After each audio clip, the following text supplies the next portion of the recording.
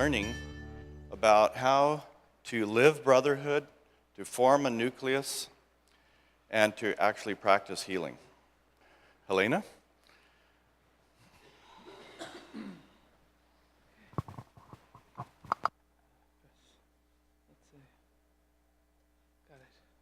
Good morning. And you made it. Bright and early in the morning in Philadelphia. So I thought before I start talking, I wanted to do a little exercise too. And I received a couple of emails with well wishes for the conference. So I want to say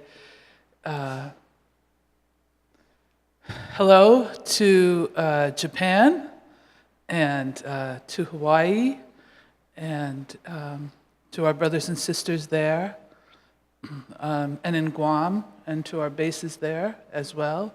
And I thought perhaps we could take at this time, one of the reasons we come together, right, is to take actions. And maybe we could just take a moment to send our feelings to them at this moment. It's an important moment in time, a momentous one. It always is, but especially now, it seems. So if you want to take a minute, and to our friends overseas, you can't imagine all the love that we're sending you right now. Okay. So, what happens when we do that? That's why we come together, really. And we'll look at that at the end of the talk. So, my homework was to sort of sum all this up into how do we actually live brotherhood? How do we form a nucleus? How do we practice healing? So, I admit I was a little bewildered when I looked at those questions, but after searching, some of the thoughts that I had is, you hear that saying, may you live in interesting times, but do you really want to? Today, as we know, HPB's birthday, happy birthday, HPB. She was born between the 12th and the 13th. We're having all kinds of meteor showers, so there are a lot of pictures of those interspersed. She was like a meteor, wasn't she, or a comet, bringing her message and overshadow. So all these celestial beings, our elder brothers, reintroducing themselves to us. So, the most intelligent being in the universe, man, has never then been without a friend, but has a line of elder brothers who continually watch over the progress of the less progressed, preserve the knowledge gained through eons of trial and experience, and continuously seek for opportunities of drawing the developing intelligence of the race on this or other globes to consider the great truths concerning the destiny of the soul from the ocean of Theosophy. So this is a meteor shower over Great Britain. Now, what are we here to do? We're not here, we're reminded, working that people should all call themselves Theosophists. When you consider and remember those days in 1875 and after, in which you could not find any people interested in your thoughts, and now look at the widespreading influence of theosophical ideas, however they're labeled, it's not so bad. We are not working merely that people may call themselves Theosophists, but that the doctrines we cherish may affect and leaven the whole mind of this century. This alone can be accomplished by a small, earnest band of workers who work for no human reward, no earthly recognition, but who, supported and sustained by a belief in that universal brotherhood of which our masters are a part, work steadily, faithfully, in understanding and putting forth for consideration the doctrines of life and duty that have come down to us from immemorial time. Falter not so long as a few devoted ones will work to keep the nucleus existing. He who does not practice altruism. When I was asking myself, so how do you form a nucleus? What is a nucleus about? What does it represent? And it's probably one of the highest examples of altruism. You know, the nucleus holds on to the information from the past, from those immemorial times, and transfers them forward into the perfect function of the cell everywhere.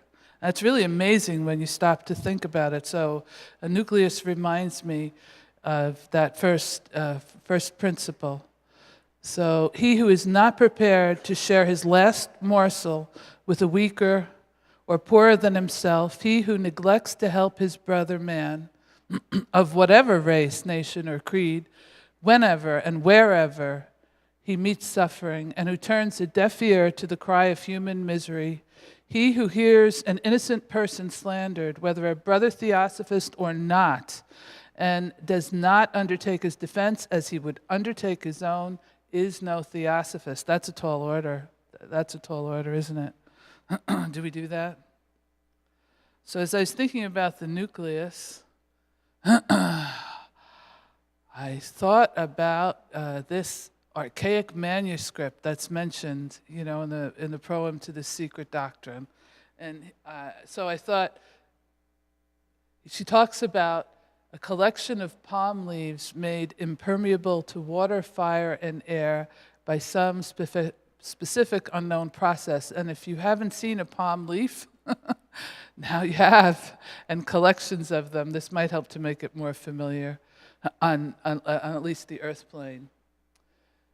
So this was before HPB, the writer's eye.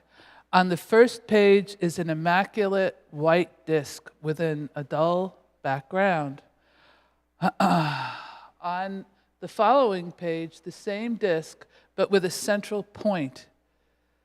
The first, the student knows to represent cosmos and eternity, before the reawakening of the still slumbering energy, the emanation of the word in later systems. This point in the hitherto immaculate disc, space and eternity in pralaya, denotes the dawn of differentiation. It is the point in the mundane egg. So this is like a nucleus, is it not? One of the keys, HPB tells us in the Secret Doctrine, is that Hermetic saying, as above, so below. The one life, she tells us, the germ within the latter, which will become the universe, the all, the boundless periodical cosmos. This germ being latent and active, periodically and by turns. This one circle is divine unity, from which all proceeds, whither all returns. Similarly, in the nucleus of a cell, wherein also to us the invisible germ from which life proceeds, it's encoded in the DNA, et cetera, to which the motion of the life of the cell returns again and again to receive its encoding and instructions, to build proteins, et cetera, et cetera. Do you see the similarity? Footnote, first footnote. All those footnotes are so powerful, almost more important than the text at times. So the first footnote. It is hardly necessary to remind the reader once more that the term divine thought, like that of universal mind, must be regarded as even a vaguely shadowing forth on an intellectual process akin to that exhibited by man. The unconscious, according to von Hartmann, arrived at the vast creative, or rather evolutionary plan by a clairvoyant wisdom superior to all consciousness, which in the Vedantic language would mean absolute wisdom. Have we thought about that? Absolute wisdom within the nucleus. And how do you reach it? It's not the mind. It's a something else. Only those who realize how far intuition soars above the tardy processes of ratiocinative thought can form the faintest conception of that absolute wisdom which transcends the ideas of time and space. How do we live brotherhood? How do we live brotherhood? Well, the golden rule exists in, she tells us, all the religious streams in one form or another. But perhaps for us as Theosophists, we're most familiar with the golden precepts as they're contained in the voice of the silence. And HBB is known to have said that she had 39 memorized herself. So the voice and other works are a translation of some of these treatises of a pre-Buddhistic origin. So all the instructions really that we find in the voice, etc., in the literature are there to help us, to indicate to us all the different steps on how to live brotherhood, to fine-tune our practice. How do we practice healing? Well, to me, it seems that the third fundamental, if brotherhood were the second fundamental and the nucleus were the first fundamental, the third fundamental principle, we're told, is that identification with the oversoul, with that evolutionary journey that we are all on. That is the fundamental identity of all souls with the universal oversoul, the latter being itself an aspect of the unknown root and the obligatory pilgrimage for every soul, a spark of the former through the cycle of incarnation or necessity in accordance with cyclic and karmic law. So the most effective healing we know is when we practice an empathetic, an empathic connection, when we look for those experiences of suffering in our own past experiences and we connect to the suffering and we validate them. Very important to validate people and their process. It's when we invalidate and we try to get past it too quickly, when we make assumptions that someone can connect, but maybe we have to be the source of connection for them. Maybe we need to be that bridge the way the masters are a bridge for us. No defense necessary. So when I was thinking of the different traditions and how we come together, why we should come together, and what separates us. Well, when we're defended, right, we look like this. We're not open. So HPB says, and she indicates that these teachings are self-evidenced. If we feel the need to defend them, then it must come from our own sense of defensiveness. It's more about us, than about the teachings. They don't need to be defended. They're self-evident. We prove them to ourselves. We don't have to force them on other people or the ideas. We have to internalize them, play with them, and make them our own. That's the only way. So why then, she says, should we give a further animus to these feelings between traditions? It would not be in place here to enter upon any defense or proof of their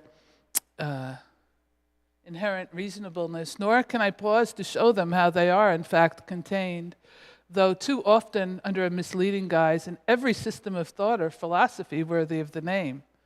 Once that the reader has gained a clear comprehension of them and realized the light which they throw on every problem of life, they will need no further justification in his eyes, because their truth will be to him as evident as the sun in heaven. As in the early pages of the SD, one of the first things she tells us. You were not directed to found and realize a universal brotherhood.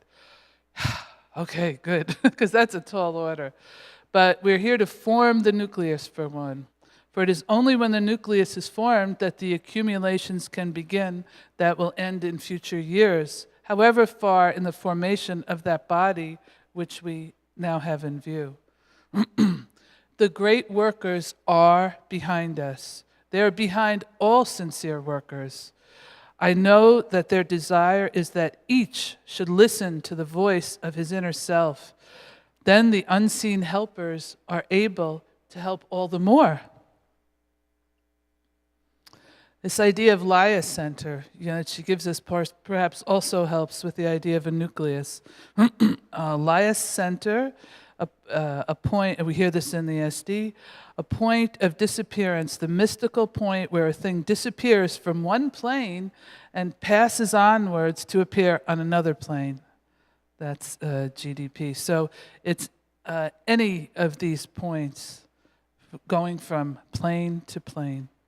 And we can think of that when we look up at the stars, I think, and the meteors, but also in ourselves. So we're told, close up the ranks. Each member is a center. Each branch a center. The whole, a vast, whirling center of light and force and energy for the benefit of the nation and for the race. Every day, as often as you can, think on the truth that you are not the body, the brain, or the astral man, but that you are that, and that is the supreme soul. By persisting your daily thoughts each night to the judgment of your higher self, you will at last gain light. Here's another nucleus, as above, so below. Study the Gita. Spiritual literature also helps to form that bridge. I was reading an article from a Buddhist magazine entitled, Are We Helping, Fixing, or Serving? And I thought that was so apropos at this time when we focus on connections. It's by Dr. Rachel Naomi Raymond on the healing power of service, and she's at UCSF Medical School in the Cancer Help Program. She tells us something about healing. Fixing, so when we try to fix, and helping also create a distance between people. But we cannot serve at a distance. Service is a different word, and that's what we're asked to do, in Theosophy. We can only serve that to which we are profoundly connected. Service is not an experience of strength or expertise, but an experience of mystery, surrender, and awe. Helpers and fixers feel causal, and that can be off-putting. Servers, however, may experience from time to time a sense of being used by some larger and unknown forces. In this student's opinion, Theosophy's time has come.